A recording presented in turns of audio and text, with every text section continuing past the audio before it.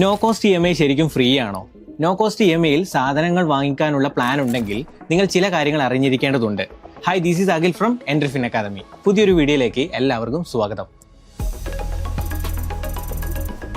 Amazon, Flipkart പോലുള്ള e-commerce പ്ലാറ്റ്ഫോമുകളിലും വലിയ retail ചെയിനുകളിലുമാണ് no cost EMI സ്കീമുകൾ കസ്റ്റമേഴ്സിനായി കൊണ്ടുവരുന്നത്. ബാങ്കുകൾ അല്ലെങ്കിൽ നോൺ ബാങ്കിങ് ഫിനാൻഷ്യൽ കമ്പനികളുമായി പാർട്ട്ണർ ചെയ്താണ് അവർ ഈ സ്കീമുകൾ ലോഞ്ച് ചെയ്യുന്നത്. നിങ്ങളൊരു മൊബൈൽ ഫോൺ വാങ്ങുന്നു എന്ന് വിചാരിക്കുക. നോ കോസ്റ്റ് EMI സ്കീമിലാണെങ്കിൽ ആ ഫോണിന്റെ വില മന്ത്ലി ഇൻസ്റ്റാൾമെന്റുകളായി ഡിവൈഡ് ചെയ്തിട്ടുണ്ടാകും. സിമ്പിളായി പറഞ്ഞാൽ ആമസോണിൽ ഒരു ഫോണിന്റെ വില 51,990 രൂപയാണെന്ന് അസ്യൂം ചെയ്യുക.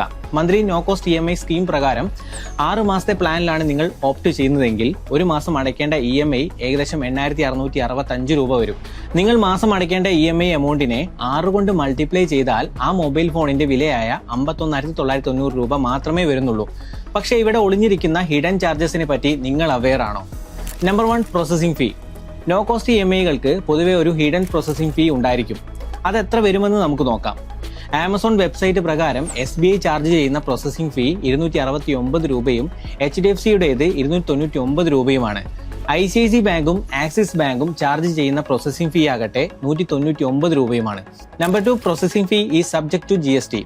ഇതിൽ നിങ്ങൾ അറിഞ്ഞിരിക്കേണ്ട കാര്യം ഈ പ്രോസസ്സിംഗ് ഫീ GSTക്ക് വിധേയമാണെന്നതാണ്. പക്ഷേ ഇത് ഓരോ ബാങ്കിനനുസരിച്ചിരിക്കും.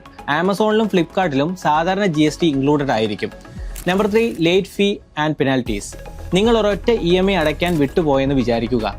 ആ ഒരു കാരണത്താൽ നിങ്ങൾ ലേറ്റ് ഫീയും പെനാൽറ്റിയും കൊടുക്കേണ്ടി വരും. ഇതുകൂടാതെ ആ ഫീമേൽ ഇൻട്രസ്റ്റും GSTയും ഉണ്ടായിരിക്കുന്നതാണ്.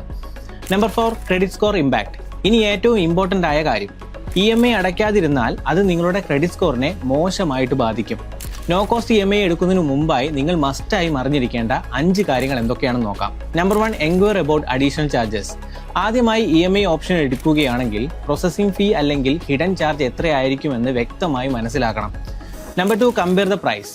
രണ്ടാമതായി, നോ കോസ്റ്റ് EMIയിൽ കിട്ടുന്ന വില ആ പ്രൊഡക്റ്റിന്റെ ഒറിജിനൽ വിലയേക്കാൾ കൂടുതലാണോ എന്ന് നോക്കുക. Number 3, check the discount for upfront payment. അടുത്തതായി, നിങ്ങൾ ഫുൾ എമൗണ്ട് അടച്ച് ഒരു പ്രൊഡക്റ്റ് വാങ്ങുകയാണെങ്കിൽ എത്ര ഡിസ്കൗണ്ട് കിട്ടുമെന്ന് നോക്കുക. ചില സമയം കമ്പനികൾ 10% വരെ ഡിസ്കൗണ്ട് കൊടുക്കാറുണ്ട്. അതുകൊണ്ട് ഒഫീഷ്യൽ വെബ്സൈറ്റുകളിലും നിങ്ങളുടെ അടുത്തുള്ള സ്റ്റോറുകളിലും പോയി ഡിസ്കൗണ്ട് ഓഫറുകളെ പറ്റി വ്യക്തമായി മനസ്സിലാക്കണം. Number 4, compare the savings. Full cash പർച്ചേസും നോ കോസ്റ്റ് EMIയും കമ്പയർ ചെയ്തതിന് ശേഷം ഏതെടുത്താലാണ് കൂടുതൽ സേവിങ്സ് കിട്ടുക എന്ന് നോക്കുക. ചില സമയങ്ങളിൽ ഒരു പേഴ്സണൽ ലോൺ എടുക്കുന്നതായിരിക്കും കൂടുതൽ മെച്ചം.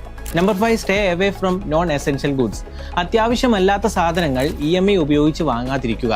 അതിന് പകരം 6 മാസം വെയിറ്റ് ചെയ്യാം. ആ 6 മാസം കൊണ്ട് സേവ് ചെയ്ത് കിട്ടുന്ന പണം കൊണ്ട് പിന്നീട് ആ സാധനം വാങ്ങാം. സിമ്പിളായി പറഞ്ഞാൽ എല്ലാ ഓപ്ഷൻസും കമ്പയർ ചെയ്ത ശേഷം മാത്രമേ നോ കോസ്റ്റ് EMIയിൽ സാധനങ്ങൾ വാങ്ങാൻ പാടുള്ളൂ. ഇനി പറയൂ, നിങ്ങൾക്ക് താല്പര്യം റെഡി ക്യാഷ് കൊടുത്ത് വാങ്ങാനാണോ അതോ നോ കോസ്റ്റ് EMIയിലാണോ? താഴെ ഒന്ന് കമന്റ് ചെയ്യൂ.